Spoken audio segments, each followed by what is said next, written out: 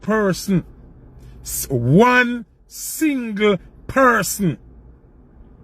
Oh, him have, remember the first song we drop? I want to pay attention, you know. The first song we drop, because them hear Snoop Dogg a DJ and sound different, them say AI.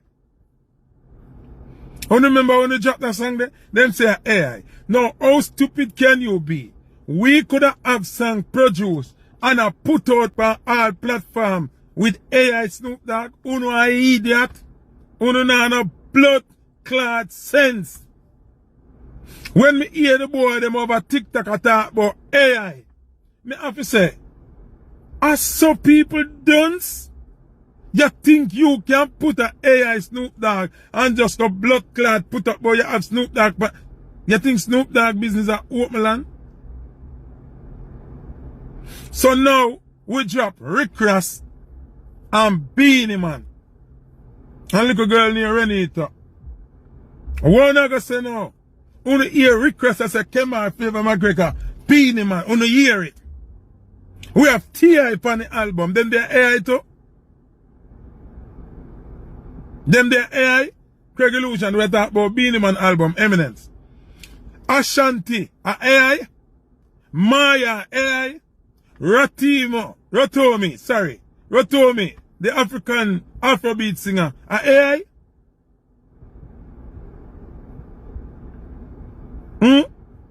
No album will release, not heavy like that album, yeah. None.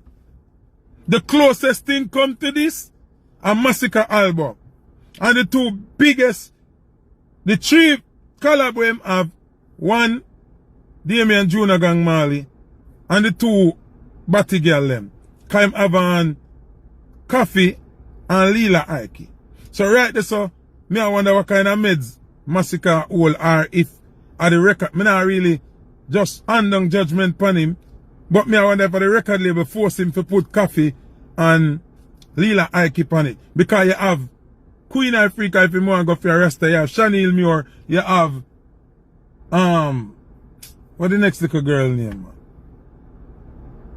You have Jada, you have whole heap of girl. We are going good. So why in fight we go put Lila Ike and madness that them make him do? Other than gang, the next two collab are foolishness. Cause him nothing put on Lila Ike and Coffee on that. If him even put on one of them, since you say you are BG Current then. Or you not put on one of the bad girl them.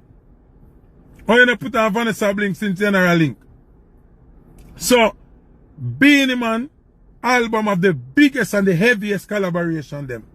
Now, Bless up, my people, and welcome back to the Daily Scoop, the place where we get straight to the issues, break down what is happening in dancehall and reggae, and give you another perspective on the conversation taking over social media. Now, today's discussion is a serious one because Foota Hype has opened up about music, album, collaboration, Beanie Man, Massacre, Rick Storm, Snoop Dogg, Flavor Flav, and the amount of work that actually goes into putting together a major project. And Foota is not just talking about what we hear when an album drops, he is talking about what happens behind the scene. He is basically saying that while social media users are busy comparing albums, arguing about streams, talking about features and throwing around numbers, many people don't understand the amount of work, planning, writing, recording, clearing samples, and securing artists that happen before an album ever reaches the public. And one of his biggest arguments is this: the Beenie Man project deserves much more attention than it is getting. According to Foota, the project contains major collaborations and production work that should have people talking internationally. And then there is the issue involving Masicka. Foota made it clear that he respects Masicka as an artist, but he questioned why he should be expected to promote Masicka when he does not personally benefit from doing so. That is where things get interesting, because Foota say people have accused him of fighting Masicka simply because he doesn't constantly praise everything Masicka does. So today we are breaking down the entire situation. Let's get straight into it. One of the most interesting things coming out of this discussion is Foota frustration with people who looked at an album from the outside and immediately made conclusion. You hear an album, you hear the collaboration, you see the cover, you see the artist name, and you think that is the entire story. But Foota is saying that it is not even close. Behind every major collaboration, there can be negotiation, clearness, writing session, recording session, production changes, and sometimes entire sections of a song have to be removed because permission was not granted. That is an important point because fans sometimes believe that if an artist is famous, getting another famous artist on a song is simply a matter of sending them a message. It does not work that way. Sometimes an artist might agree to participate, but there are still management teams, publishing rights, record labels, and other business arrangements that have to be handled. And if one part of the process doesn't work, the song might have to change. That is apparently what Foota say happened during the development of the Beenie Man project, and that is why he believes people should look behind the finished product. Let's talk about Beenie Man. Beenie Man is one of the most recognizable names in dancehall history. So when a project comes from an artist with that type of legacy, the expectations are already high. But according to Foota app, the project was much bigger than what some people online were making it seem. The album brought together Beanie Man with international names like Rick Ross and other recognizable artists. And Foota argument is that people are not paying enough attention to the quality and scale of those collaborations. He also pointed to the international possibilities of the project because if you have an established Jamaican dancehall veteran working with an international hip hop heavyweight like Rick Ross, that's not something you should simply overlook. That is a cross market collaboration. That is dancehall connecting with hip hop, and that is exactly the type of thing that can introduce Jamaican music to listeners who may not normally go searching for a dancehall album. Now, here is another part of the story that I think deserve attention. Foota discussed how one of the younger voices connected to the project reportedly came into the picture. The young artist is Renita. According to the story behind told, she was not originally some huge established superstar with a massive international catalog. Instead, her opportunity reportedly came after her talent was noticed. And think about the opportunity. Your earlier major release connect you with names such as Beanie Man and Rick Ross. That is a major introduction. For a young artist, getting that type of exposure can potentially change the direction of an entire career. And Foota point is that sometimes the most important stories surrounding an album are not the things people immediately see on the checklist. There can be an entire journey behind one collaboration. There can be people who contributed ideas. There can be people who wrote sections. There can be people who helped arrange the record. There can be people whose contribution never get mentioned publicly. That is why he is encouraging people to pay attention to the actual music instead of simply arguing online.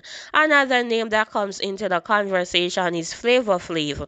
Foota Hype account suggests that Flavor Flav played a significant role in the creative process surrounding the project, and that is another reason why Foota believes the project deserves more respect. Flavor Flav is not simply a random name, he has a long history in hip hop and entertainment. So when someone with that type of background becomes involved with a Jamaican project, it creates another bridge between Jamaican music and international music.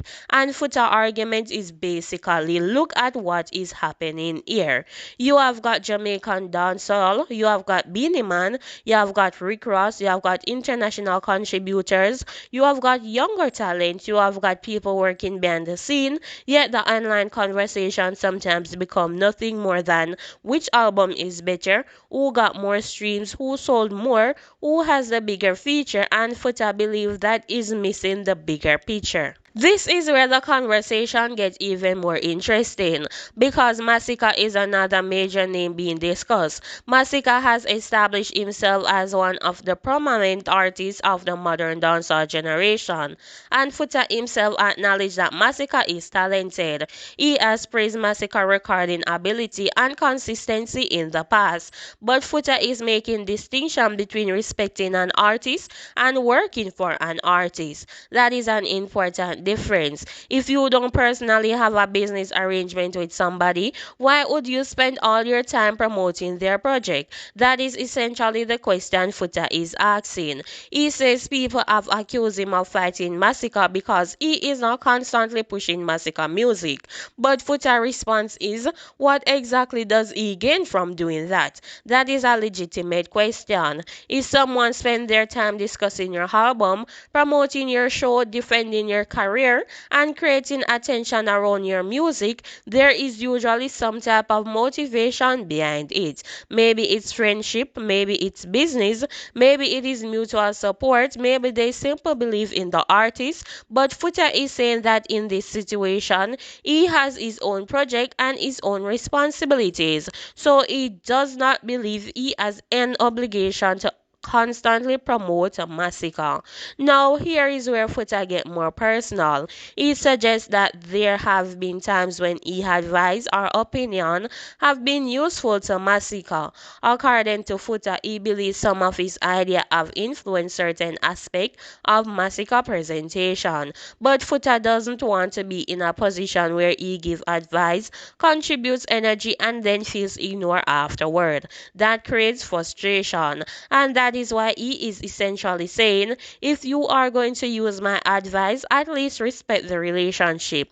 But we also have to be careful here. This is Foota perspective. It does not automatically mean that Massacre argues with every part of the story, and that is something viewers need to understand. Whenever you are dealing with public figures, especially in dancehall, there are often multiple sides. Foota has given his version, Massacre may have his own version, and until both sides speak, we should not treat one person account as the absolute truth. Another interesting point Foota raised was the idea of building a movement. He brought up Massacre group and the artists around him. Foota criticism was that if you are going to establish a movement, you need to develop more young talents around you. His argument is that artists such as Bounty Killer, Beanie Man, Vybz Kartel, and others did not simply focus on themselves. They helped create ecosystems. They brought younger artists into the conversation. They gave opportunities to new talents, and that is how movement become bigger than one individual. Foota therefore questioned whether Massacre has done enough of that. Again, that is his opinion. But it is an interesting discussion because when you are talking about the future of dancehall, the question should not only be who is the biggest artist right now. The question should also be who is building the next generation. And naturally, once we are discussing modern dancehall and influence, the name Vybz Kartel entered the discussion. Foota has repeatedly emphasized Kartel influence on dancehall, and whether somebody is a Kartel fan or not, his impact on Jamaican music is difficult to ignore. Foota's argument is that Kartel influence continued even during his years away from the physical music scene, and after his release, he returned to a dancehall landscape that had changed dramatically. There were new artists, new platforms, new social media, TikTok, Instagram streaming, artificial intelligence, new forms of promotion, yet Foota believed Kartel was able to adapt quickly. That is something worth examining. Because surviving 13 years away from the mainstream music environment and still remaining relevant is not a simple accomplishment. The music industry changes quickly, artists can disappear after 2 years, styles can disappear in months, platforms can come and go, but Cartel catalog and influence continue to circulate. And that is the point Foota Hype is emphasizing. Let's move to another interesting subject. Snoop Dogg was mentioned in relation to artificial intelligence. The point being made was that people can sometimes hear a song and that sounds like an established artist and immediately assume AI was involved.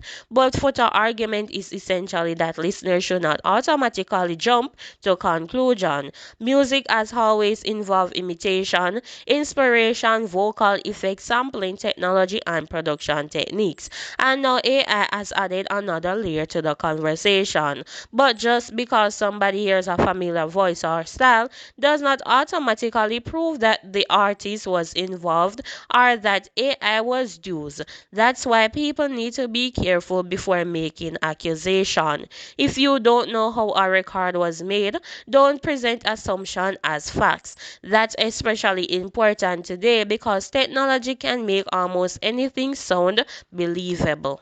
At the end of the day, my people, today's discussion is bigger than Foota App versus Massacre. It is bigger than Beanie Man versus another artist. It is bigger than Billboard. It is bigger than streaming numbers. It is about where Jamaican music is heading. We have veteran artists like Beenie Man. We have international artists like Rick Ross, Snoop Dogg, and Flavor Flav entering conversations around Jamaican music. We have Vybz Kartel continuing to influence the conversation after years.